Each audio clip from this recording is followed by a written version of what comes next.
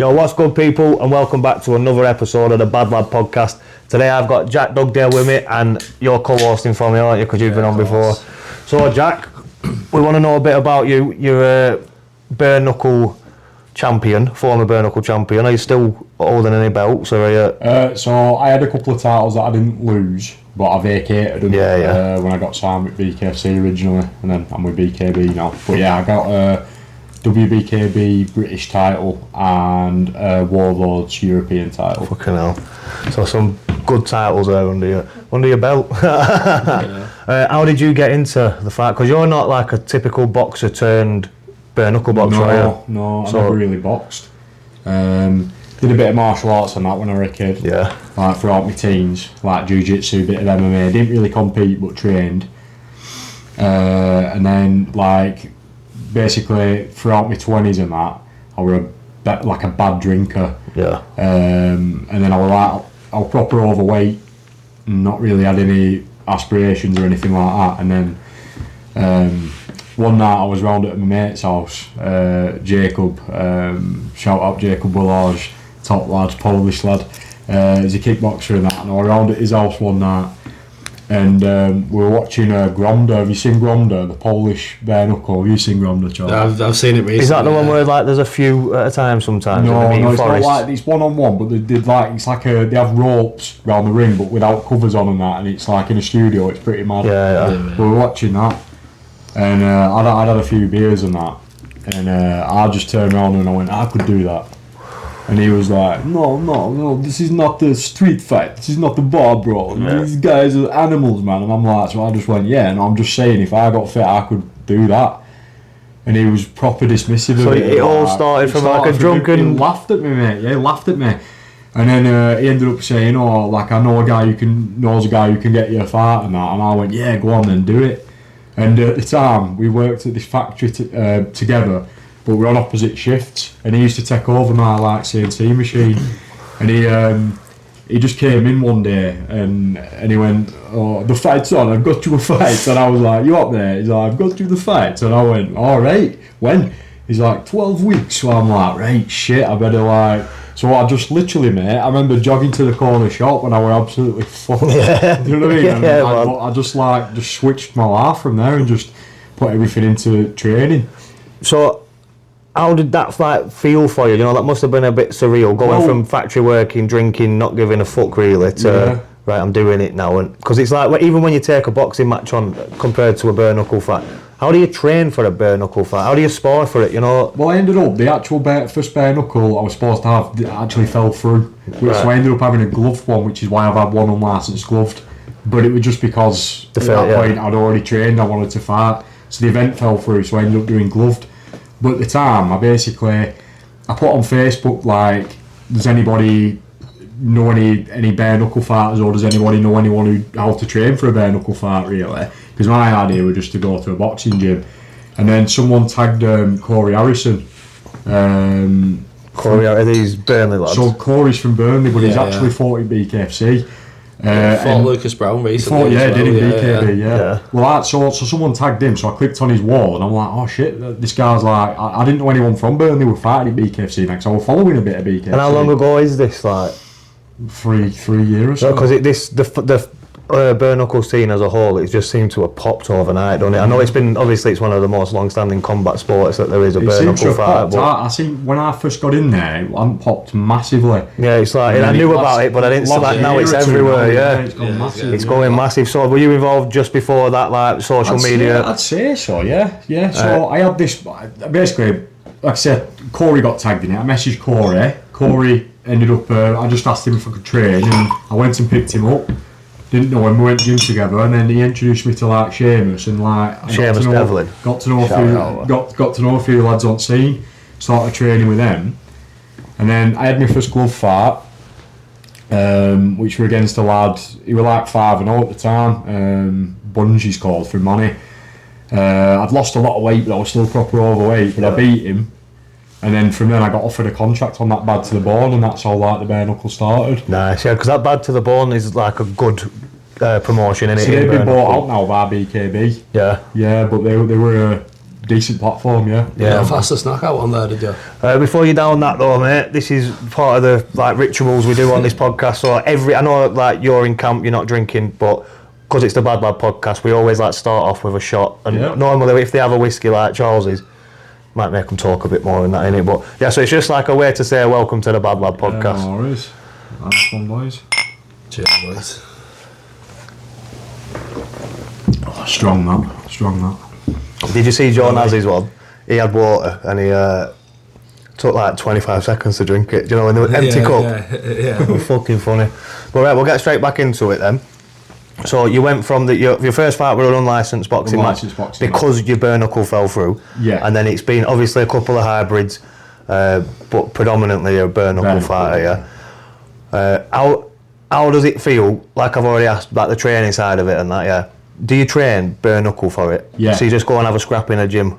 Well, we don't train bare knuckle, but we train in a way that's more like bare knuckle. So what I like to do with lads I train, we get the 4-ounce gloves on, or maybe even the 7-ounce, like the MMA gloves with more padding, and then we work a lot of clinch game and inside work and stuff that's going to be realistic for that bare knuckle scenario. Because it's alright being able to box, but as soon as someone grabs a hold of you and you can't get out of that clinch. Yeah, and I suppose without gloves on, it's a lot different, isn't it? Like you can use your fingertips, you can, you know what I mean? It's a completely different sport. Yeah. So is it like a completely different set of rules as well? Obviously, I might make myself sound like an idiot saying that because boxing bare knuckle. That's why I see so many boxers. Well, Jack knocks out Frankie Gavin, obviously, like a very well-respected boxer.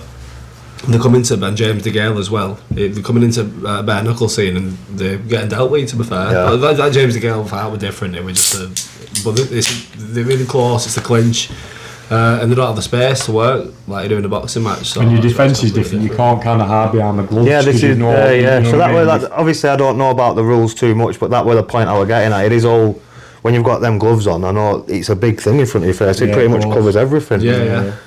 And then obviously you're getting hit with no protection, there's no padding, it's going to break skin, it's going to cause cuts. The long-lasting damage from bare knuckle must be worse than for boxing, is that? They reckon not. They reckon that like the gloves, bigger surface area equals more brain damage, and not only that, but like you can take more in gloves and keep getting up, whereas in bare knuckle, a lot of fights finish early. Yeah, you have to be more careful with the shots you throw as well. Because if you've got big gloves on, you can throw like 8 mad punches and 3 of them land. It doesn't matter. But in bare knuckle, you hit an elbow, you hit a top of Edison, your hands are going to get shattered. Yeah, that's true as well. So it's a big, like, massive, complete difference. Even though from a casual fan watching it, it's a scrap in a ring. It's 2 lads going out. They can only use their hands. But there's so many like different dynamics behind it, man, which is mad. Yeah. But that's what I wanted to jump into next. You are a bit of a knockout artist yourself, aren't you? In your record, I think every fight you've won by knockout. So that was true until my last one. I went distance in my last fight. I'm going off box rec, so blame them. Yeah, that's my last fight went the distance. I won by unanimous decision, but and that was the first one I've ever gone distance, win or lose. Yeah, even my 2 losses I've been stopped as well. Yeah. I'm more of I try and be anyway, like either put them out or I'm going out on mission. Going in for a fight, all out action. Yeah. No, they do make the best kind of fights as well, innit? So fair play to you for that, man. But yeah, so you've got 6 knockouts in it. 5 knockouts, 1. Yeah, professionally, I think it's 5 knockouts, 1 decision win. Yeah, and 2 losses. What were your out of them 5? Which one were like your highlight real knockout? The best one, you know? I've got like a couple of knockouts that I prefer, but it's like the Frankie Gavin fight's the one I'm known for. Yeah. And that what's like kind of changed my life to a degree. Yeah. So what happened after that fight then? Like, talk us through before. Yeah, I can talk you through what led to it. Yeah. At the time, I'd just I'd won a European title down on a show called Warlords. Fought a lad called Jordan Marshall, who's been around the game for a while. He's Welsh lad. He's fought out in Clan, out in Ukraine and that. And I managed to beat him. That was probably one of my best performances. And then I got signed to a promotion called TBL, which were a German company. And I was due to fight this German. And Seamus were like managing me at the time. And all of a sudden he rang me and went, "Oh, you're going to be gutted." He went, "BKFC want you, but like, I've told him now you're with TBL now because you've got that." And I'm like, "Fuck that, like," do you know what I mean? So I had to like message TBL and say, "Listen, I'm really sorry, like, but I've been offered something that could like potentially change my life, you know." Because Frankie Gavin, I'll be honest, I didn't know a great deal about him, but I'm not like a big boxing fan. But when you look into him, he's still to this day the only Brit to ever win the Amateur World Championships. He's like Commonwealth gold medalist, and then in pros he won British, European, 4-foot world, top boxer. So I thought this is a mad opportunity, this, do you know what I mean? So I managed to get switched over off TBL and onto that BKFC show. Yeah, and so that was like the start of the opportunity, and then you had the fight with him. Yeah, they had the, so even though I'd won like my British and European title, it were like in the smaller organisations. And you go from that to like you're at the NEC Arena in Birmingham on DAZN. It was mental, mate. Yeah, I bet that was. Like, it's a big platform anyway. DAZN's one of the biggest, but the NEC is bigger than the Manchester one as well. Yeah. Well, I were proper. I think so anyway. But yeah, it were mad. That way to describe that fight is like a bit like when you play a video game and you're in like is it third person where you can just see the hands? Yeah. It felt like that. Yeah. It felt like we'd went going. It was just a blur. So like proper. I was just swinging and I caught him and knocked him out, and it was just. And then from there, like I got me 4-fight deal with BKB, which and they do really look after me financially as well. So that was the one that really changed things. But got the ball rolling proper for you, took it to the next level, like money wise, rather than just doing it as more of a side quest, if you will. And you're still with them now as well, aren't you? Yeah. So how many fights have you done out of that initial deal? Only the one. So you've got 3 fights left to do, and your next one's coming up.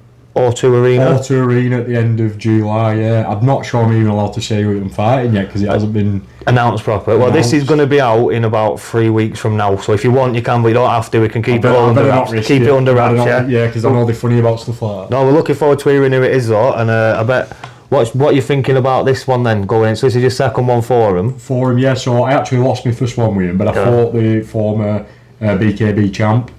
And it was kind of my own fault in a way because I got offered an opponent I'd never heard of, and I was like, well, I've just beat Frankie Gavin, I want a big name. Yeah. Well, this is a lot of fighters want to have a scrap in it. And he was like, well, this is a good tune-up fight for you, and I was like, nah. I said, like, I want a big name.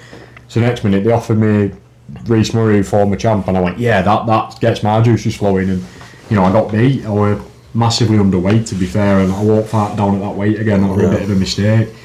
But yeah, this next one should be different. It's at a higher weight. It's against without saying too much, it's an up and coming kid. A lot of heart round him. Yeah. He'll be the home fighter, I'll be the away fighter, but I'm going down to prove what I can do once again on the big stage. Do you reckon you'll smash his head in the what? So I'm going to whiskey. I hope so, mate. I hope so, yeah. Got a whiskey and a beer.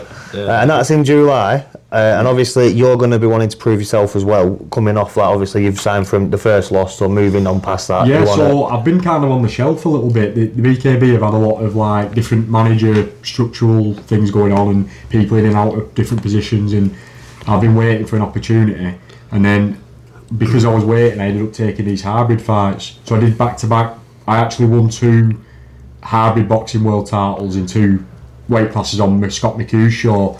But I was supposed to fight at Manchester for BKB, but because I took this fight, the hybrid fight, I got pulled off, which is why I'm in London now. You've got a few boys fighting on McHugh's show as well. McHugh's show, yeah. I've got Dylan Nerney fighting Sam Blakesley. I've got Aaron Jolly fighting. Who's Aaron fighting? Matt Sutton. Yeah. And then I've got a young lad, Tommy James, hopefully making his debut in 10-ounce gloves. I think it's any idea who that is? I think it's Wes O'Neill. I think he's fine. Oh, is it? Yeah, I think. So when you say you've got these boys, like, as in you're managing, I'm not managing them as such. I don't take any money off them. Like, but I've got Aaron's had 1 pro fight, and Dylan's had 2 out of my gym.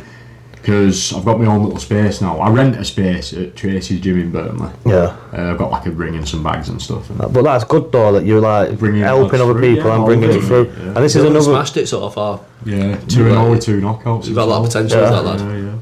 So that's one to watch. Yeah. Do you want to say his name again? So that's Dylan Nerney, the B.A.D.L.A.D, bomber, the Ginger Ninja, Dylan the villain. Yeah. He's got more nicknames than the had.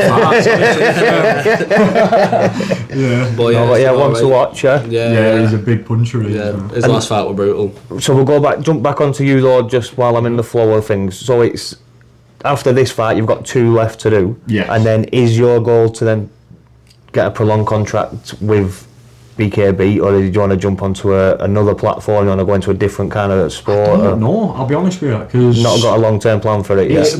Me as a mate, I reckon he should go to BKFC, mate. Yeah. As a friend, you know, I've advised him.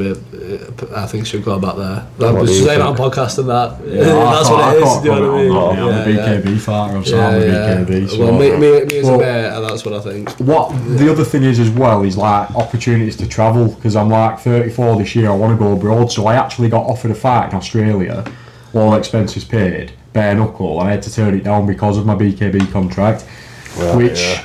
And does contracts do limit fighters as well, don't they? I know Only bare knuckle, so I can fight hybrid or glove. Any promoters watching, I can fight hybrid or glove, wherever, but not bare knuckle. But yeah, but like I said, I've got offered there. I've been offered fights in like Sweden and Spain, things like that, especially the Australia one. So it's tying in that sense. But when someone offers you like a 4-fight deal and it's good money, and you've never been paid good money for a fight before, you're like, you're my biggest payday at that point, for like a couple of grand. And all of a sudden they're offering you a 4-fight deal, you're going to go, yeah, you know. Yeah. And don't get me wrong, I am grateful, but you've got to remember when you're signing these contracts that they are tight. Yeah.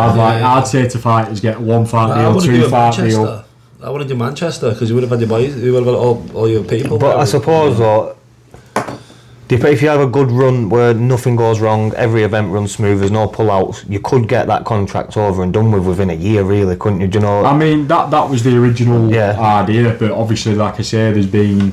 So their life just happens to do that, innit? There's been a lot of stuff got in the I don't really understand, so there's no point in me commenting on it because I don't really know the ins and outs, but as I say, as a company there's been changes in personnel, and then that's created a backlog of fighters and everybody's trying to get on events. Yeah.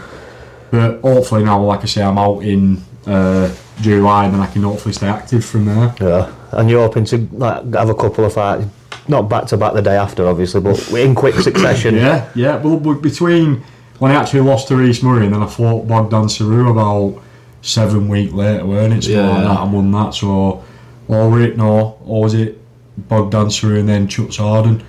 I can't remember. You saw you fought. No, Reece Murray and then Chuts, but there was only a few weeks between a loss and then a win, so you can do it. Yeah. I mean, people look at these guys out there who do it week in, week out. This is what do it, I do predominantly like cover the unlicensed boxing scene. That's like where I've met you. That's where I've started doing all this media shit from. So I do go off everything I say from that. And obviously, you can have lads having 2 fights on the same weekend. Do you know? Yeah. And it's there's a lot more relaxed in it in terms of like the laws and the rules, and I think it depends on your skill set as well, because I'll be honest, I mean, obviously I've got some defensive skill, but I'm not some boxing amateur masterclass, so I'm going to take damage in pretty much every fight unless I finish it quick. The lads I know, like Brendan Collins for example, these guys know how to just get through fights without taking damage. Seamus for example, you know, they've just got the defensive skill to like take minimal damage, and then they can fight again the following week. Do you know? Whereas if I tried doing that, I'd have brain damage within a month. And if you end up because if you end up in a war while you're in there, obviously the day after you're going to be more sore than you are during the fight, and it because of adrenaline and everything going on. You wake up the next day and that's when it starts hurting a bit, innit? And then it gets worse before it gets better. After my last fight, the Bogdan Saru one, I had a funny dude, and one of my pupils went massive and one went really small, and the paramedics were like, because I won, it were a 5-rounder, do you know what I mean? I took a few shots and they were like, right, get yourself to hospital, and I kind of ignored it, and then I went home, and then about a couple of days later I kind of went blind for about 10-15 seconds. It might have even been less than that, but it feels a long time. I was just in my bathroom and my vision just went like, and so I ended up getting a brain scan and that, and I had a concussion, but all good. But that hit home to me again, you know, we're dads, aren't we? We're all dads, aren't we? You know, and stuff like that. So you've got to, this is what I worry about these lads especially. There are some lads out there who do the journeyman thing who aren't that skilled. Yeah, and they are just getting punished every week for a wage, innit? There is some out there. You have to take care of yourself. Do you know the last fight that you lost on the BKB, your first fight? Are you planning to avenge that before even making a decision about next contract? I'd run that back. Reece is a top lad. In fact, after Reece beat me, he came backstage before I fought Chuts Harden, and he gave me some really good advice on how to beat him and what to work on. He's a good lad. So there's definitely no like animosity there or like that. But of course I'd fight him again. Yeah, well, a lot of fighters who I speak to, they tell, like Jack, for example, he's not got many. Jack Fair, he's not got many losses, but the ones that he has, they're the ones that he thinks about. You know, they're the ones he wants to go and prove that he can beat that man. You know, like that. Yeah. So that was me. You were gonna have Vidamantis in gloves as well, didn't you? Yeah, So he's kind of gone a little bit. My only other loss is against Vidamantis and Ekis, where I just got caught. I've tried to get that fight over the line a few times and it's just not happening. Yeah. But is he in Poland now? Is he? What I'm not sure. Ronda. Is it Ronda? Glanny just fought on. Is it Clan? Yeah, apparently getting bash on there. Oh, they fuck. Yeah, apparently that's what I've heard. Yeah, that's horrible. No, I don't know why. I see a lot of you bare knuckle lads, especially defending him and telling him he needs to stop now, innit? You know, Bash, he's done what he needed to do, and he's just like turning up drunk in here. I've watched a lot of shit on it, man, but I'm not into all that like not unlicensed. I mean like no rule shit. It's horrible, man. Pulling hard on biting, man. It's violent, innit?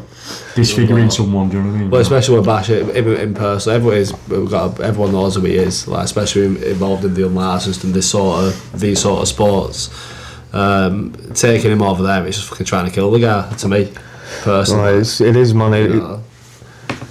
There's a lot of bare knuckle lads on Facebook like telling him he needs to stop in it, but a man is his own man, and no one's going to tell anyone any different in it, you know. No, they're all a bit much away from getting killed. No, he is really. Yeah, no, it is, man. It's fucking scary, innit? But I don't know why we've just got it on Bash here, like. It's alright. We're not bashing Bash, are we? We care for him. You know, respect Bash, but care for him. Yeah, well, see, Bash, man, I found out about him about, I say, 7 years ago. My mate was watching a story, and he was scrapping someone. I think it might have been Robert Brown, were it? It was a copper, I think. It might have been a police officer, something mad, bro. You know, like the story on the actual Instagram. And he told me his name. It's like thankyou, innit? Bash for. I'm terrible. I read it, but I remember searching his profile and just thinking, right. There were no actual fights on it because obviously you weren't allowed to put it on the line. So like the build-ups to it, and Right, but I just thought, right, you damn bastard, man. Have you seen that video of him drowning that guy? Yeah, recently. They're all fake. Yeah, they must be. Yeah, but they give each other a few smacks on, don't they? So, you know, but it's not hard, is it, not to like fake a few smacks on the side of the head. You know what I mean? Because that guy walked out shadow boxer, didn't he, against Ginge from Shard End. Are you know about that Jimmy Justice, or is it Mickey Miller or something? Homeless Mickey, do they call him? Yeah. Homeless Mickey. He wears that ginger bald wig, doesn't he? Yeah. But yeah, I seen that recently. That was funny, man. Ginge from Shard End. He's fucking mad, isn't he? Yeah. Peaky promotions. Ginge from Shard End, when I fought on BKFC 77, he opened show. You're on prelims, actually. Yeah, it looks alright. He fought that Polish lad, Raphael. I can't remember his name. Yeah, no, I'm not having to do it him either. He's a decent lad, but yeah, I just think it's all the way out social media is, and that's crazy. Yeah, but this is the thing, though. This is today's day and age. I think I've said this on every single podcast, man, but no matter what you're doing, you have to be pushing it on social media. That's where you get your advertising from, because everyone's looking at it. So, say like you're trying to get booked for a big fight show, but you don't have a social following, whereas a man who's not as talented as you, but has more social presence, is going to get that booking. It's like same with cake makers. You could be the best cake maker in the world, but if you're only in your village shop and no one knows about you, you've only got your selected. I've got a mate saying this to me recently, and I've noticed with you as well, with music as well, when we have that jam, like all of a sudden go out, you get another phone call saying, oh, do you want to come over here? You know, networking completely. And I think to myself now, right, so is this the avenue that I need to go down now? Do I need to, like, because this is where it is in 2026 now.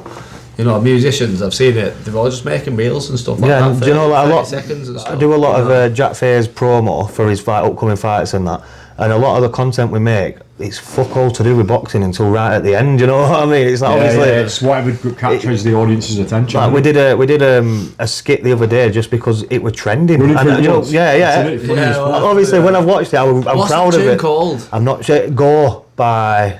You said it was Madonna, you did. It's called Go. Madonna, it's not. It sounded like a Madonna tune though.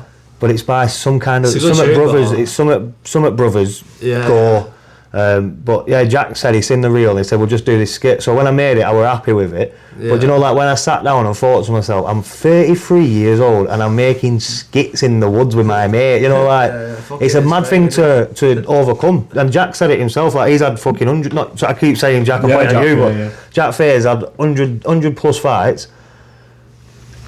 that's scarier for him, you know, getting the cameras on and trying to do, because like it's a bit weird, man. And if you get it wrong, you're gonna if you get it wrong on the internet. Well, you open yourself for criticism, don't you? That's it, mate. That's it. And like I said, the internet is an unforgiving place as well. So I got so much shit before the Frankie Gavin fight. You were calling me all sorts Yeah, but of you shit. were wearing makeup before. No, I had a black eye at the press conference. It was a weird black eye. It went like a flick like It looked like that. Cleopatra. Like I put fucking I like star it, on her Cleopatra. outline. And then comments on YouTube on Face Off at press conference like, look at this fucking tranny. Gav's gonna smash this tranny up. Coke and stuff Yeah, like that. mate. Well, everyone will probably say I'm off B.A.D now, but I'm not. Yeah, I'm always like that. yeah. Probably my fucking ADHD or what, but I'm very twitchy. do you have ADHD and all that? I'm diagnosed bipolar, mate. Oh, yeah. I'm meds for it and that. This is another thing. I do talk to a lot of fighters these days, especially on this table, and pretty much every single one of them has got some kind of diagnosis. Why would you want to get smacked in if you're not a bit mental? It's a bit of a mad thing to do. That's why everyone's there's not what someone's either split with a bird or they've got some issue going on. That's the main reason why people get into scrapping, I think, anyway. But yeah, people it seemed to be every time there's a press conference or a podcast or something, everyone's like, this guy's off his head on sniff.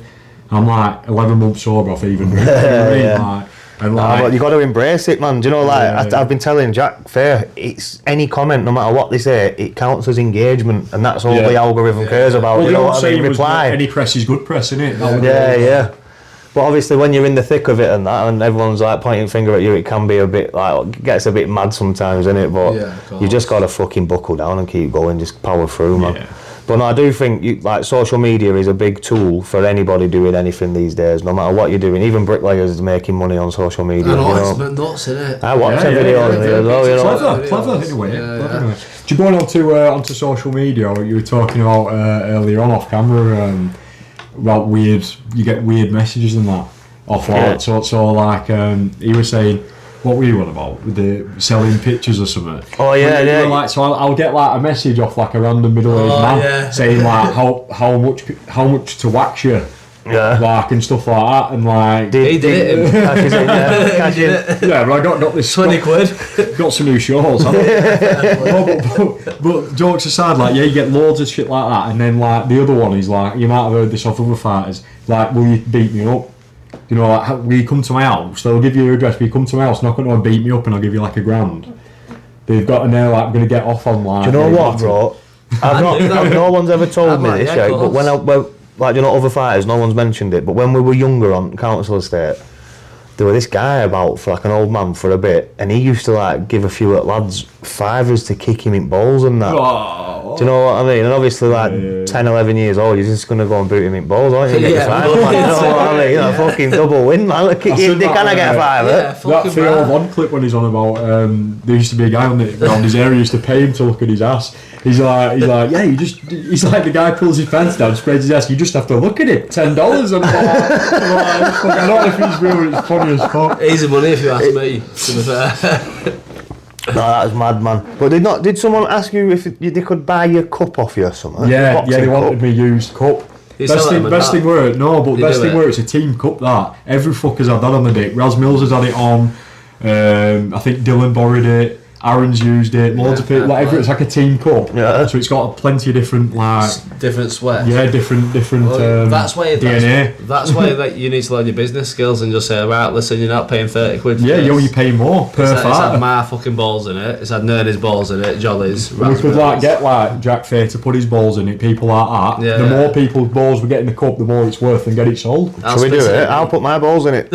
So any fighters out there who want to put the balls in it? This could end up with like Tyson Fury with his balls in there or something. Oh, mate, we'll make millions. Everyone just put the cup on. What a fucking good idea. It got a bit off track there and a bit weird. Yeah, it went a bit weird. We do this. I had nothing to do with that. I reckon you did. I reckon you did have a bit to do with it. You brought it up. I said I was pissing it to me. Yeah, he brought it up. But I did. I typed your name into AI before. Yeah. Didn't mention that cup, did it? It did actually. It started. I put the first bid on. That's me. Yeah. So if it sells, just cancel it because I can't afford that $1.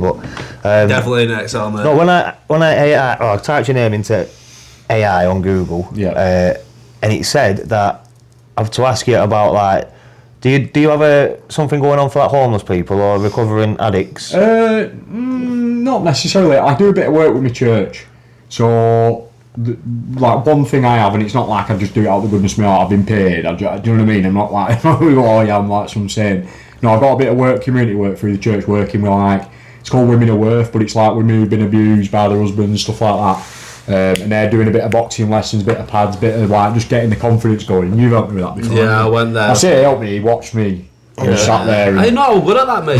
He brought a few clients. I tell you what, personal, that was pretty eye-opening. That. I might edit that joke out and start again. He brought a few clients. It's right. That's where I own them because I've always been like, when you see women like that, and you walk past them. I'm not gonna lie, I could be a bit of a chauvinist at times, mate. You know, I'm not bothered about saying that. And you look at them all, look at them there, and like these crackhead women and stuff. And then when you see them in that sort of setting, you just see really harmless, defenceless people. And there was some point in me there when I thought, could I be wrong here? You know. No, I get you, man, and it's compassion, it's human compassion, yeah, innit? Yeah. But like you said, there's two sides to every coin, and they're in like not abused women. If a woman's just been a good wife and she's had a prick of an husband who's belted her. These are. But the drug addict ones. These are shouting women. There's a few. You've seen them. Like, I've seen them in Blackburn, like when they've been attacking randomers on the street and when they've been edgy and schizophrenic. You know, like. When I went over there, mate, they were broken women. When I looked at ours are the windows to the soul, and when I looked at them women, they were all fucking broken, man. There's that. There's other community stuff. Like you come with to school that day.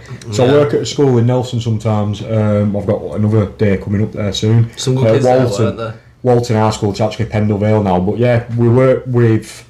It's mainly kids who like are getting excluded for violence and that. And we go in and we chat to them, mentor them, give them boxing lessons. They're all Asian Muslim lads, you know, white Christian. And I was expecting it to be a bit woodly tech to me. But built some really good relationships with them. Proper respect to us. Yeah, I even had a cross on my t-shirt, mate. Do you know what I mean? Yeah, there was no barrier there at all. Yeah. You know. Well, that's the other thing, man. This language that you speak of violence, man. The language of boxing.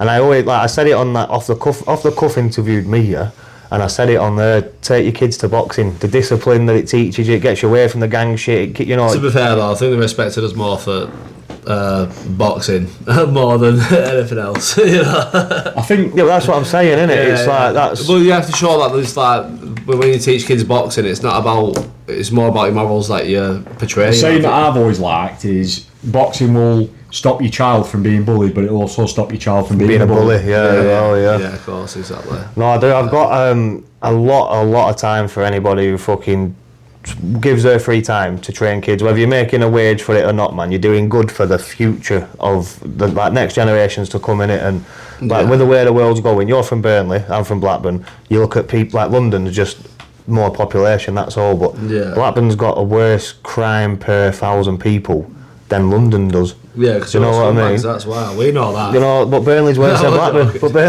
Blackburn. I think Blackburn's like the 8th. Really? I think Blackburn's 7th or 8th, and then you're below us to live, and then Blackpool's the worst place to live. So it's all like northwest. It's all us. It's all, you know what I mean. There's a massive like drink and drugs street culture going on in Burnley now. Like, I mean, guys who live on the streets who are like in the town centre on drinking drugs. Like, I never used to see that when I was a kid. You'd see like someone homeless maybe begging. Now it's like it's everywhere. They're just dossing in like almost like little colonies. And even of weapons. Like, you never hear of people having knives back again. No, a stabbing on council estate were a very rare thing, and the person who did it got like outed and got chased. Nowadays, everybody's like common. The way the world's gone, man, it's crazy, isn't it? It is crazy, and it's everywhere. It's at the same time as well.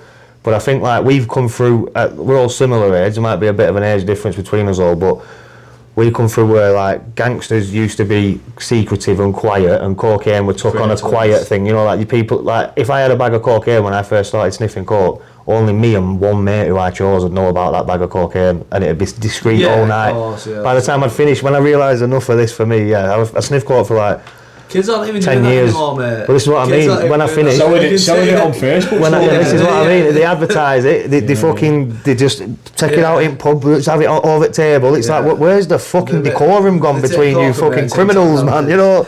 Yeah. But it has all gone on its head, hasn't it? It's all gone like. There's definitely like when you're a kid, you want to be. Like when I was a kid, anyway, I never wanted to be a criminal. I wanted to be. You want to be hard and you want to be blah blah blah, but never now. Now there's definitely that they grow up and they all want to be that bad man thing in it, you know, with balaclavas and them fucking silly lecky bikes and it's stupid, but it's all changed as well, because like where a respectable odd man, a local odd man, used to like have a bit of control in his area. Now these little crackhead kids are just ending them with knives and that, and you know, no one's having street fights anymore. These guys don't give a fuck about the life though. They don't, and then some of them, it's like 10 years into a fucking 20-year life sentence that they start, oh shit, actually. Do you know, but others, they all the way through, they're just heartless, soulless fucking people. It's just, it's weird, man. The country's on its arse right now. It's absolutely fucked, isn't it? We're going proper off you and all your achievements. I don't know. It takes the pressure off. I feel a bit more relaxed now. Well, this is the thing. This is the Bad Lad podcast. It's what we're doing. We talk a bit of shit. Then we'll jump back into some like talk about you, talk about serious stuff, talk about some funny stuff. So go on, Jack, to go back into this cup. Anyway, we've already sold that now. It's just gone. I'm hoping with enough people on board we can get that seriously, get that going. Yeah, see how many people we can get. We could get a video. Yeah, I've got a video of everyone putting it on as well. Yeah, I've got a question though. Yeah, go on. Do you put it on your like all over your boxes? Right, I'm gonna say that's after part. Yeah. Fucking hell! Can you imagine if like you like put it on raw? Everybody. I'll put it over my boxes. I've seen people doing it the other way around. Yeah. Depends on the cup. I don't wear one of them big boxing ones. I wear like little MMA, little jock strap. Little ones. Yeah. Use a bottle cap. Yeah. It's hard to a bit of string. Pecker protector, That's innit? the one. Well, right. So, tell us about the first time you won a title and like the feeling of it. In that ring, all them eyes looking at you, everybody buzzing for you, the electricity. Tell us about how that feels. Still one of the best days of my life, mate. Yeah. So I had one bare knuckle on B.A.D to the bone, and I got like Charles was bringing it up earlier. I got like a right fast knockout that went a bit viral, like 13 seconds. I broke this lad's jaw and that, and I got this like one Smack Jack nickname and stuff come from that. So I started going back to B.A.D to the bone, and I've changed a lot in this last few years. I've matured a bit, but at the time I'm like, I'm the fucking dog's bollocks. I want a title shot. So I asked the promoter for a title shot, and he went, "No, you need to get another win." And then I got speaking to WBKB. I noticed they started following me, and they wanted me. So I said, as long as it's a British title fight. They said, no, not yet. Then they came back and went, "Oh, we can get you one, but it's at 75 kilo." And I just fought at 86, but I just went, "Yep." I would have said yeah if they said 20 kilo. I'd have just tried cutting my arms and legs off or something, because that's how bad I wanted a title fight. And at that point, my goal was to get a British title and retire. Yeah. 2-3 fights, even however long it took, that was my only goal. And yeah, I was supposed to fight Will Cairns, and he was like really experienced. That bare knuckle, that? Bare knuckle. Up in WBKB. Yeah.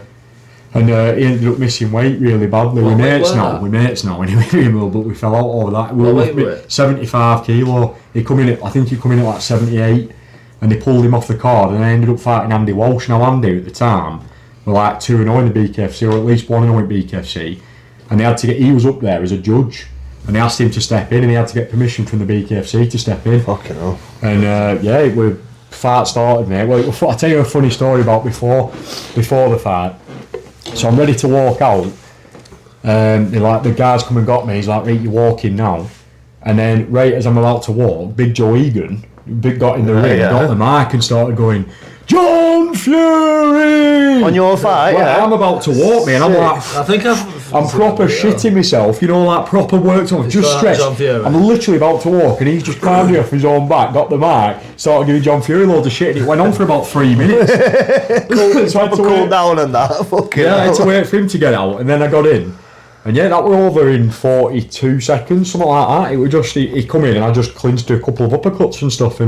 But what a feeling, mate. The first time, and that feeling's gone down. I've won 4 titles. And even though the titles have been bigger titles than that, arguably, that feeling's gone down each time. So it's a drug then, isn't it? That was unbelievable. It's a drug, because you said you wanted to just win your title and retire, but every fighter that I've talked to has told me, once you step in that ring, you can't step away from it. It's an itch. You need to do it again. When they put that British title on my waist, I made like noises that I look back now and go, "What am I doing?"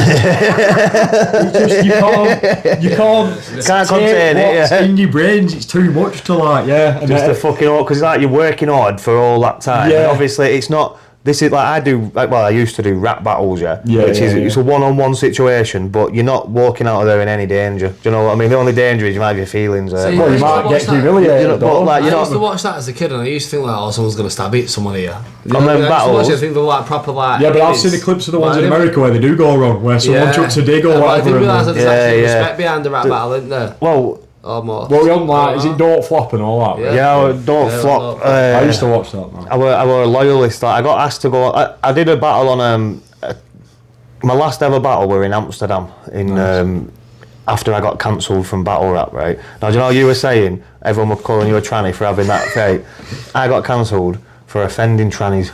Right. This is how fucking battle rap's come full circle on its head, which it's mad to me, because I've come into this fucking unlicensed fighting scene as an interviewer media guy, and I get nothing but fucking love and respect, and it's like I should be respecting you boys, you know what I mean? It's usually the main event here, all the fighters, but in that world I was smashing it, and they were just like jealous little fucking bitches, man. Do you know every single one of them? They were so as soon as they started realising that you're a bit right wing, that's it then, fucking I'll target on your back. But I'm not, I consider myself, I'm anti-government. Whether you're left wing or right wing, I understand there's a fucking hierarchy above the government. I know who the fucking government are working for, and I'm not part of it. You know, I don't fuck with the whole concept. I think every man should govern himself, that's what I think. But so I'm not part of anything, but I do see the evil on both sides. Like right wing, I do see the evil in it, I see the good, the points that they're making. In what way? Like, right, so immigration, for example, I'm not going to get too far into it. I'm not trying to expose anybody on anything.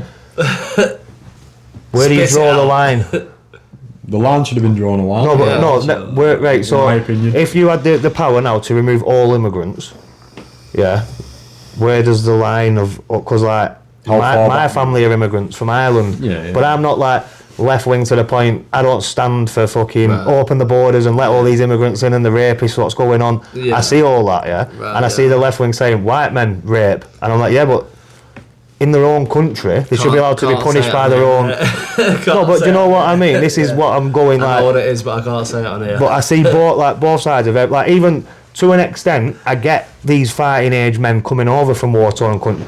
If England were under siege and under proper war fire, and then we got the opportunity to go to that country and live in hotels by ourselves as men, we'll drink beer, we'll take drugs, and then when the time comes, we'll just get our own back. Are you not? Yeah. Do you know what I mean? It's it's a bit of a mad one. It's not them that are to blame, it's the government. To be honest, every time I've gone to another country, like even though we haven't pissed up Brits, I've always kind of tried to respect the people around there. This is like another issue with me. I've never give one fuck about any culture. Wherever I go, I'm just doing what I'm doing. I'm not arsed, you know what I mean? It's like, I know it's like with battle rap. This is another reason why I got cancelled, because I didn't get the concept of culture. To me, you're either sound and I'll be sound, or you're a dickhead and then I'll be a dickhead. I was 10 minutes ago talking about how the Asian Muslim lads and how me as a white Christian, how we gelled, and I believe that's great. Not saying that these are Asian people or Muslim people or Eastern European people or whatever who families have already been here, who are like second generation now, and their families didn't come here to cause bother, they came here to work.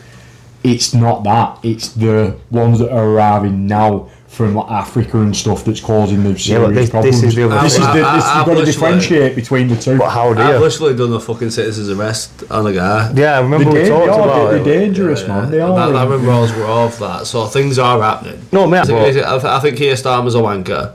It's all constructed by a higher power, though. It's not even to do with Keir Starmer. That could be Boris Johnson. It could be anybody. It could be me sat doing that job, being told what to do, and that's just what he's doing. He's a puppet. He's a puppet, and like you got to think, right? The people who were running the full show, it's all, I can't go into it too much because we'll get cancelled, but it's all being controlled by one small group of people, and that's it, all of it. You know, like if people just switched on to that and realised that we could all just say no, because God, you know what, fuck yous. They always say you reckon you could get the people who run the world in one small room. I used to be proper Trump, me. Well, they do. They all go for meetings all the time, innit? I used to love Trump. I used to think like Trump, it's class, he just says that way it is and stuff, and now I look at it I'm thinking like he is a fucking sympathiser, innit? Well, he's part of the theatre. It's all a big show, innit? But all this Epstein shit, They should all be getting. No, but they should all of them for being in there. Like, if you were dealing business with that man after you knew about his conviction, apparently you reported him to the police. Why are you still around him and why are you still in pictures with him after that? Of course. Anybody involved in that, it's all the fucking. They should have all been executed. Yeah. Like Bill Gates, he got an STD off a fucking child over there, bro. Yeah and he got the cure of it. That's the guy that's vaccinating everybody. These vaccines are killing fucking people left, right, and centre. You know, you shouldn't have them either. They're bad. Did you have them? I had to. Then I had for work at the time to go to Germany. It's one of them. Did you get any? Have a job or lose your job, innit? At the time. But that's what I mean. I regret it. It's coercion. It's illegal. If I were to do that to you, do you know, if I were to go, no, I'll drink this beer now, or fucking, you're not leaving my house. That's coercion. I go to jail for that. At one point, they went about like coming and fucking like making it mandatory for everyone to have it. Weren't they? They tried, bro. They did try, but like too many people said no in it, and too many people said like shove it. But people seen it coming. This is how I knew that not to worry through all of it, even what's going on now, because I was genuinely shown. Like, somebody sat me down. We smoked a lot of weed and we went through a lot of footage of things, and it was a very long process. But they showed me the full blueprint from the start of it to how it's all going to end with one world order, one government, one religion. I just realised no one died from COVID, mate. You know what died from COVID? No, this is the thing as well, right? No one died from the flu. Not one person during them COVID years is the flu disappeared. But the flu kills the exact same amount of people that died of COVID that year. They just rebranded it and then it worked, But like now they tried to do it again recently with hantavirus or something. Fuck those. Hantavirus. But every time they do something like that, it's to hide something going on. It's scare tactics as well, isn't it? Every time you go online, you see latest something virus threatens to land in Britain, and you just.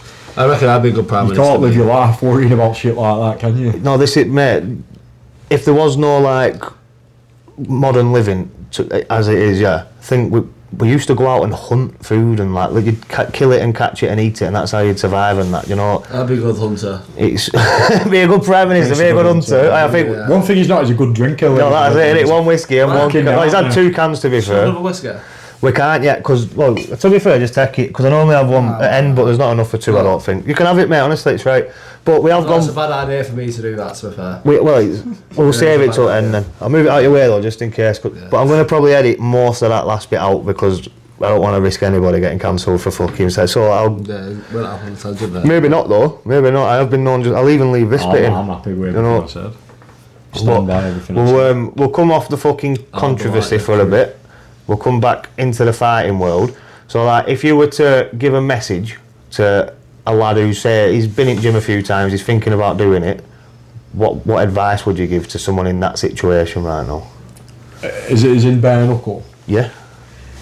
I mean, I'd probably use like Dylan as an example, really. Even though we were chatting about Dylan earlier, like, cause he just turned up at the gym. And he was like, wait mate, I just want to do a bit of fitness, and I'm like, I find going gym boring, so I won't mind trying a bit of like boxing training. And then within like a few months I talked him into fighting bare knuckle. I remember Dylan saying to me actually, because me and Dylan have had a couple of good spars. He was about to do a white collar, weren't he? Yeah, so me and Dylan says, oh, what are you here for? I said, oh, just to get a fit mate. And he goes, do you reckon you'll have a fight? I went, oh, I don't know, let's see where it goes. And Dylan said to me, he went, I'm definitely not doing that bare knuckle though. That's what I said at corner of basement. That's what I said to me. And then, like 2 weeks later, like there's a poster out, Dylan WBKB. now he's knocking on door at BKC. Yeah. So I got him a 2-fight deal with Warlords, which is who I won my European title with, based down in Somerset. He's got a 2-fight deal with them. If he wins them, he'll be getting a BKFC contract now, and he'll be having his.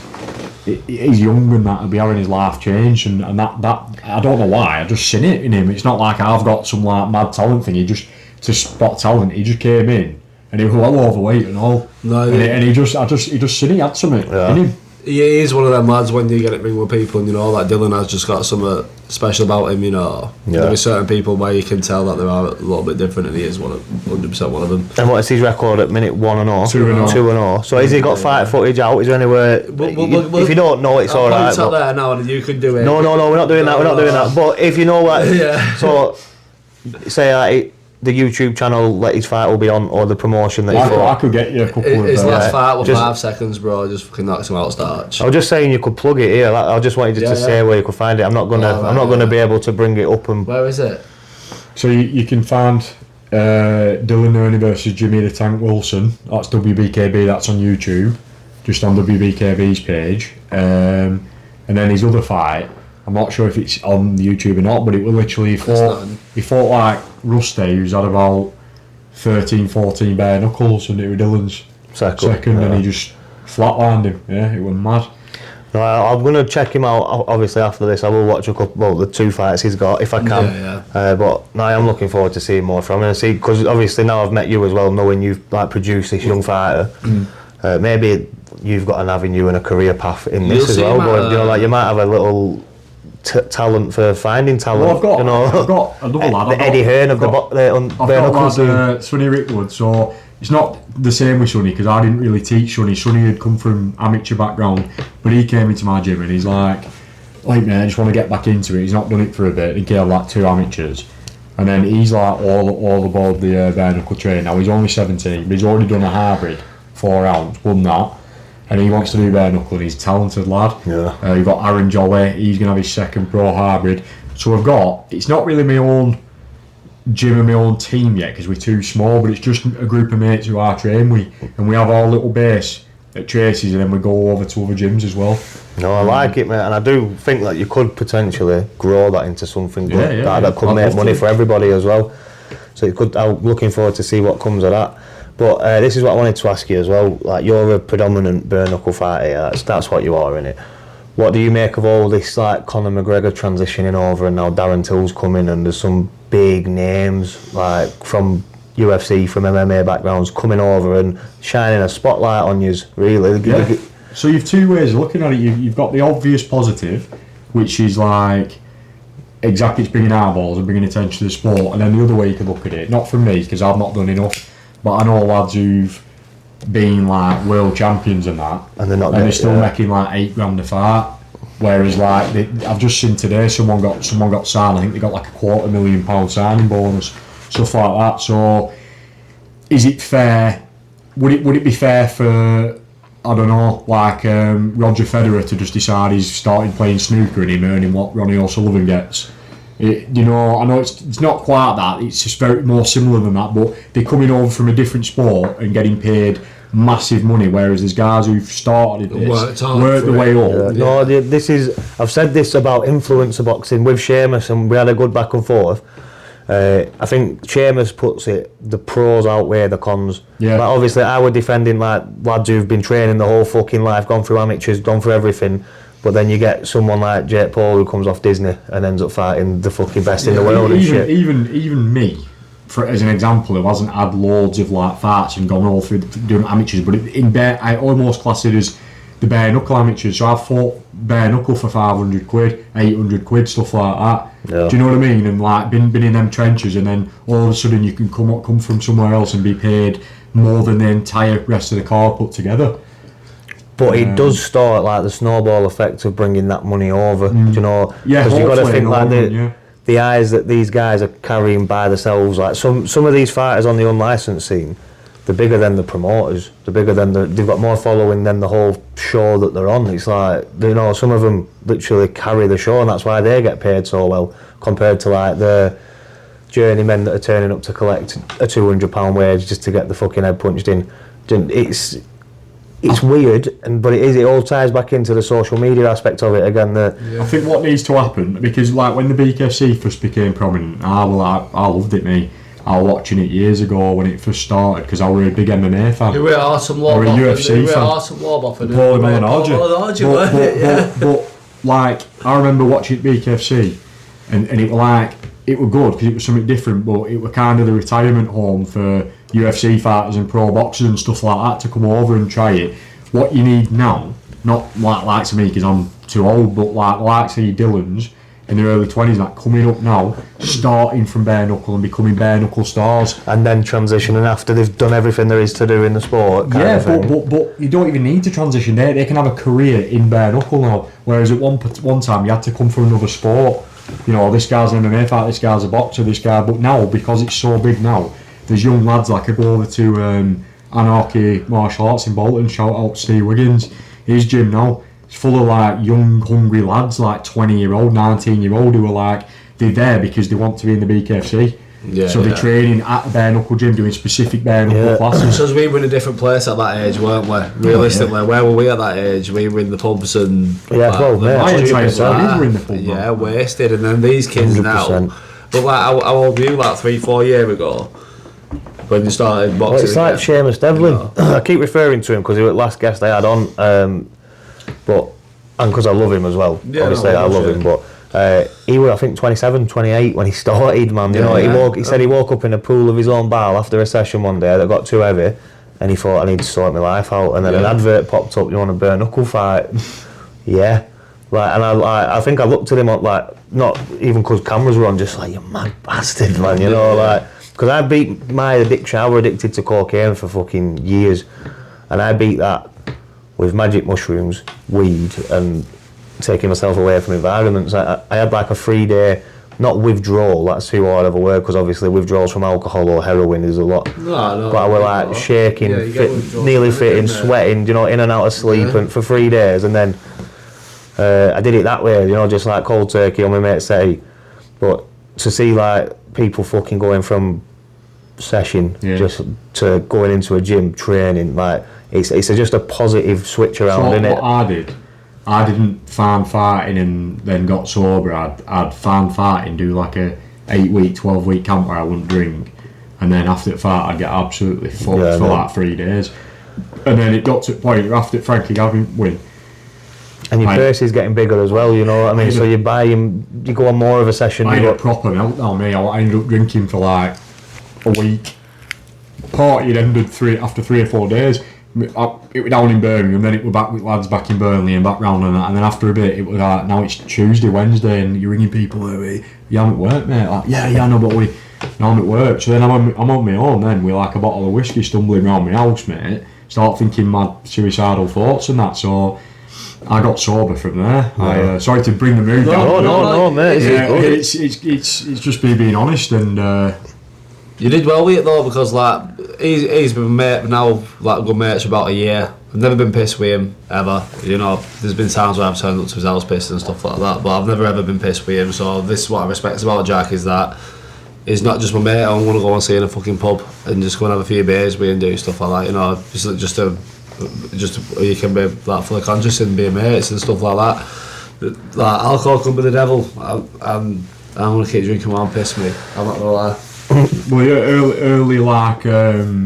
early July, I'll be 12 months sober, so that's a good like. Hey, fair play to you as well. What I'm going to say about how long? It'll be a year. Yeah, a year in start of July. Yeah. But it like Christianity as well. That came through. Well, that's what got me sober. Yeah. You know So you're a man of God. Yeah. But I wasn't always. I'm a man of God. I found God in December, in November, December, but I've always believed in God, but like that was drilled into my childhood upbringing. So I went here like me. But I lost my faith, when I got on the cocaine and that. I always used to. I was a victim in my own head a lot. I did go through a lot of bad shit, but a lot of I'd say why me all the time, and I used to get like, if you're real, why are you doing all this shit? And then one day you just realise, don't you, that that's not what you should be fucking saying at all, man. You know, like, but you found God after a really dark period, which. So how did you find God? May as well tell the story, but I sound a bit mental. Mate, but it's right. You sat with Razren and fucking Charles from Pink Charlie. Yeah. So I was maybe 6 days into Bender of all benders, and I had a bottle. I was sat in bed with a bottle of whiskey, and I was pissed on my own that I was getting up to just like go to the toilet, and that's stumbling to the toilet, and that's about it, and then getting back in bed. And I started like planning like suicide, and started like wondering how I'd say bye to my little girl and stuff. Fucking I don't want to get emotional. Start getting emotional.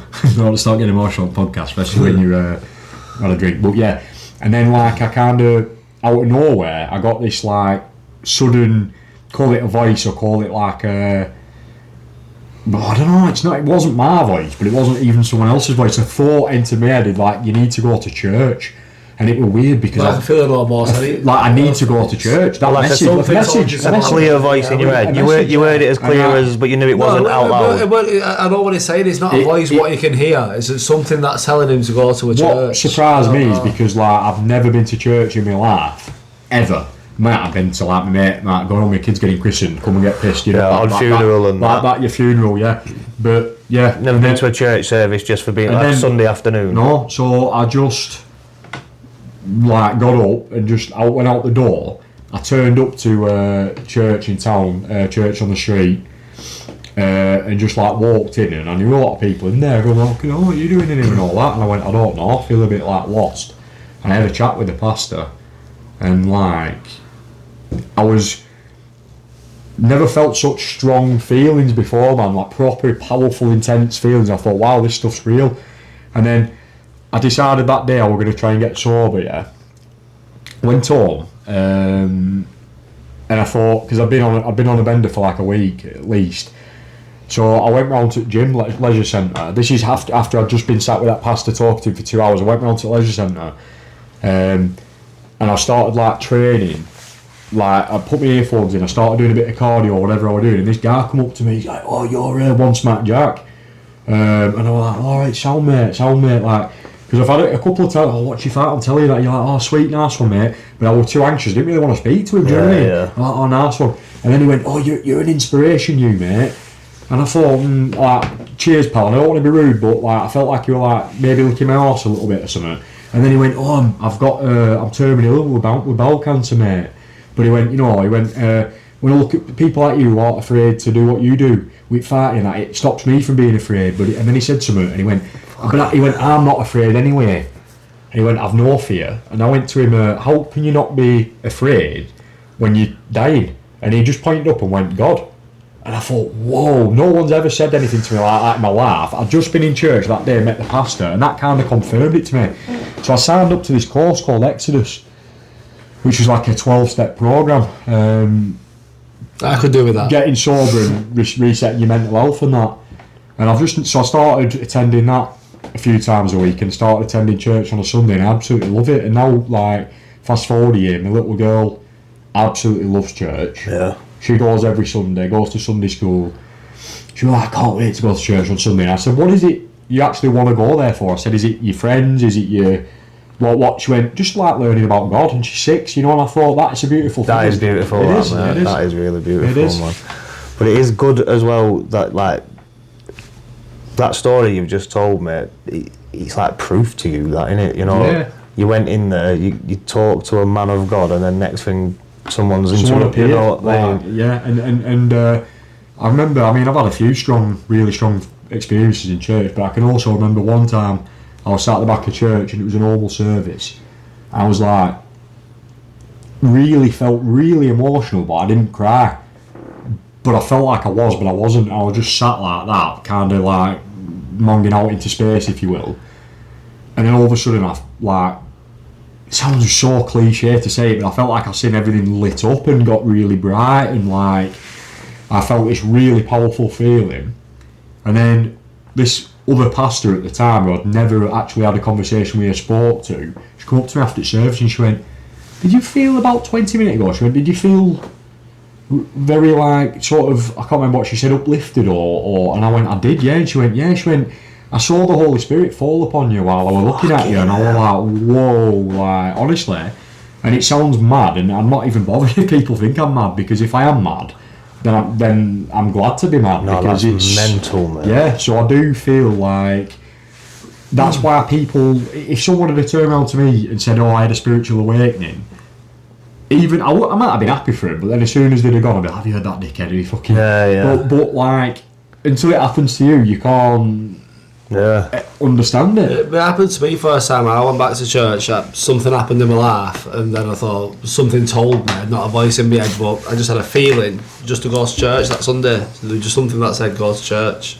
So I went to church that Sunday, and that message, I'm not going to go into details about it, but the message that day was on that subject and on that topic, you know, about hate and loving your enemy. offer them food and water instead of showing that you're angry. Stop biting. Yeah. Stop showing them your hate. Because once you stop that, they're gonna start hurting. You know. Then I stopped showing my little bitiness and stuff like that. Then turn my back. Then I started seeing people started to bite me. Then, and then I thought, now we're seeing where the foot starts. So that's what the best. And that's through church as well. That was St John's in Padiham Catholic Church. The stuff I've learnt from Mick Fleming, which he passed to Mick at Burnley, is unreal. I remember going in his office once, and he's like, "Are you alright?" You know, and I'm like, "No, fucking, this guy owes me a few £100." And I'm not going to say because it's another bare knuckle farter. But I'd lent him money basically, and he fucked me over. And I'm like, I'm going to have to kick fuck out of him. And he's like, "No, you're not." And I'm like, "I am." I'm like, "Watch how he's literally mugging me off, he's ignoring me. He's owes me money." And he went, "You don't have to do anything." He went, "Just give it to God." And I thought, well, that's not going to get me my money back and all that. But then I listened to him properly, and I thought, I realised what he's saying. Kicking fuck out of him is not doing either. By me taking action, doing something, getting myself in further trouble by, like, even if it were a case of I cracked him, got my money back, and it went separate ways, even though it wouldn't end like that, no good's going to come out of that. Yeah, of course. That's living in somebody else's sin. I'm living in his sin. He said, you don't have to live in anybody else's sin. Give it to God. So I just wiped it. And look, no, you totally forget about it. And the only time I think about that money that I'm owed now is bringing it up in a positive light like that. Yeah. And as a lesson. Yeah. It's worth the lesson. Yeah. So, and I don't need the money. And this is the thing is with Christianity as well. Like people think like, all of a sudden you believe in the man in the clouds and then you think your sins are forgiven. I don't think it is like that. I think if you can, this is my value of Christianity. If you genuinely repent for your sins and you feel shit for the things that you've done, and you are genuinely trying to make your life better the best way you can do, and you're giving it your all, I think that you're doing enough. I genuinely do. And you're bad, but you can't go around and fucking kill people and say like, oh, you know what I mean? But I think if you are genuinely trying to make your life better out of that aspect, I think that's all that's ever been taught. When I were in the children's hospital with my daughter, she had an open heart surgery. It was like quite a big thing anyway, you know. But then the surgery went well. But then after the surgery, she had like complications. We had to sign waivers and we had to go through all the risks. That one of these risks were a life-threatening infection that they could pick up if you're open during surgery for such an amount of time. You can pick up infections and all this. And she had to have prolonged surgery, so we went over schedule by hours. So she ended up getting this life-threatening infection, and she was in ICU for 28 days. Chilled to 35 degrees, you know, still in a coma. There were, I think it was 16, but it might have been 14. Do you know them drug machines that they slowly infuse throughout? Like three of them, 3 stands full with like 6 on each. It were fucking, and it were just like every day we get a bit more bad news, a bit something else, and she was on a ventilator. And obviously the longer you're on it, and I remember. Because I do smoke a lot of cannabis for mental health problems anyway, but whilst we were there, I only had a joint. After we'd go home at, say, not home, but to the place where we were sleeping at like 9:30, 10 o'clock after especially when she was awake, after she was asleep, we'd get her to bed, and you know, but we'd go home at about 10 o'clock, and while my missus were having a bath and then watching EastEnders, I'd go for a walk around Liverpool and just have a joint on some random street and just fucking de-stress, because I was like arguing with doctors and shit on a daily basis, and I was on Google constantly, you know, like researching medical conditions, and like I genuinely, they give her too much ketamine once, and you know, like there were a big thing. We had a big argument, me and this, like not like a vicious argument, but a back and forth. And I was just chucking these medical terms that I didn't even know like where I was getting the information from. You know what I mean? But I was just telling her, and then they ended up telling me like, "No, you're right." And one of the nurses joked after it, the day after. She was like, "No, we're going to listen to Dad first anyway. He's involved in all consultations now and all this," because it was like, proper. Yeah, you put your foot down and did it. Mate, I was scared shitless, yeah. But one day I was outside having a joint, and I remember saying, like in my head, but clearly, and you know, there weren't other thoughts. I was just talking to God in the sky. You don't have to show mercy on me. You don't have to show pity on me. You don't have to tell me that you're going to answer my prayers. You just got to show me that you can fucking hear me. That I'm not just wasting my time now talking to nothing. Now or never kind of thing, you know. And the street light fucking went off above my head, bro, and I've gone, whoa! So I've obviously fucking scurried back to this, like, it's called the Ronald McDonald House, it's just on the rounds of the hospital. Scurried back in, and I'm like, this has just happened, you're not going to believe it. And I told the group chat, there were a couple of lads, they've been on podcast, Joe and Matt, Impact and all them, Chucky P, they were coaching me through it, but I was only texting them at night when I go on this walk. That's the only time I'd be talking to anyone on my phone, because any other time I'm on my phone, I'm researching whatever they just said to me, you know, like, it was just fucking mad. But I was telling them about it, and then the night after I'd gone for a different route as well. Every time I'd go for a joint, I wouldn't like bring neighbourhood worry. I wouldn't stand outside someone's house every night having a smoker, I don't know. I'd just go for a different stroll in a different direction. And I was telling them again, I was on FaceTime to him as I was saying it, and I went, I swear down bro, the light went off mate, and another one went off above my head, man, you know. And it were different roads, different times, every time were different. Sometimes we'd be there till midnight, sometimes she'd fall asleep at like 8:30, you know what I mean. So every night were different, every route were a different route, but these street lights kept going off, and it were like, right, I believe you can hear me now. I genuinely believe. So I started reading that Bible there. I actually brought that back from the fucking place. They said I could take it. I started reading it there, man. I started from the beginning, and every night when we come back, that's what I do, just read as many pages as the Bible as I could, man. I've not finished it yet. The best thing is, all that story, his daughter's still there, fine and dandy. Oh no, mate, she pulled through, but the thing is, her diaphragm stopped working, so that's what makes you breathe. That's the muscle that pulls your lungs down. Your lungs don't open up when you breathe. Your diaphragm opens them up. It stopped working, so she couldn't breathe without a ventilator. All the doctors scratching their heads going, one side can collapse and stop working, and we do this little operation to pin it up, but never have we seen both sides. It's an anomaly. It's not meant to happen. We're looking at each other like that, and I'm going, nice, trust me, she'll be alright. And I had this like sensation that I knew, you know, like, I just felt like I was walking with someone all the way through it, and it got me through the fucking hardest time of my life. Just saying that, and we've got daughters ourselves, just picturing my daughter in that sort of situation just makes me feel sick. Mate, honestly,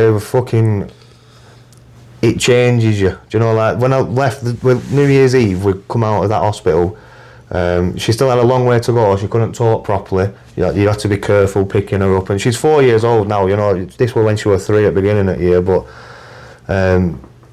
when she walked into hospital, it was like we took a step backwards when she come out initially. You know, there was no improvement. This heart surgery was meant to make improvements, but it didn't seem like it.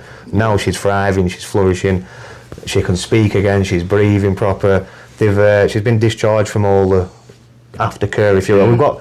We've got another, I think in a week or two we're going over, but that's when I'll take the money from the sponsors that I've made, and they'll give me the big cheque again, and I'll get my picture and that, you know. Is that what you're fighting for as well, isn't it? Yeah, that charity, that children's hospital, because we're there for so long, you realise like more than just about yourself. And obviously I was looking at my baby constantly in this ICU, in this state, wires and tubes coming off her, but you start noticing around you, you know, as well, and you start, like, there were points in that fucking hellhole. I think that is hell. I think that is hell on earth, a children's ICU ward.